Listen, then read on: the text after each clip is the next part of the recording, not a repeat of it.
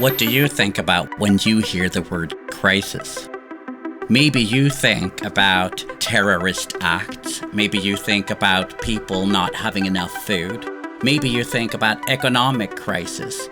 Maybe you picture thousands of people escaping from rising water levels, or maybe you think about the strange mindset you get when you start reflecting on how fast time flies by. There are other ways of defining crisis. I started my career in crisis counseling in the early 80s. I worked with crisis counseling in the Middle East and Africa.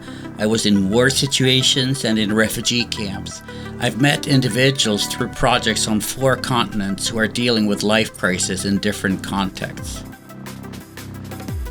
So, what have I learned? I've learned that to be a leader is not to be a therapist or a crisis counselor. It is to know how to guide people who are in crisis so that the workplace becomes a resource rather than an obstacle. Both personal crisis and professional crisis result in sick leave, negatively affect productivity and the work environment. An effective leader knows how to turn crisis into something positive.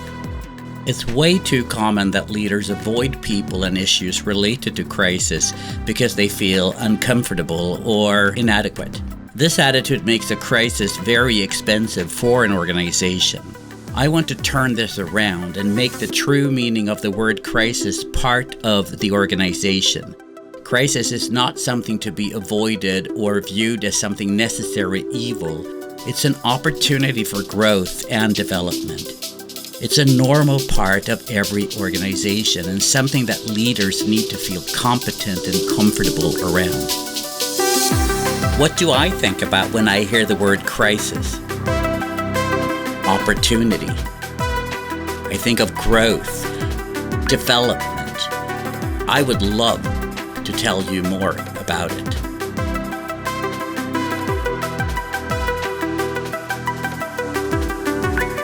He's a very encouraging person, and he cares deeply about injustice. We don't want to be close to people that are angry. I have never been drawn to a person who is in a crisis. I've seen him do really transformative work. Any kind of relationship with Ulf ends up making you feel better about yourself. We go like this, right? You're a manager. You don't have the right to do like this. His average grade from our members on a scale from 1 to 5 is 4.5, and that's why he has got our award, Excellent Speaker. Ulf is a wise, kind, and gentle man. And he cares about people, and I think once you meet him and get to know him, you'll agree with me. You need friends like this. This is Dr. Ross Porter in Los Angeles, California, giving my full and hearty endorsement for Ulf Lydman.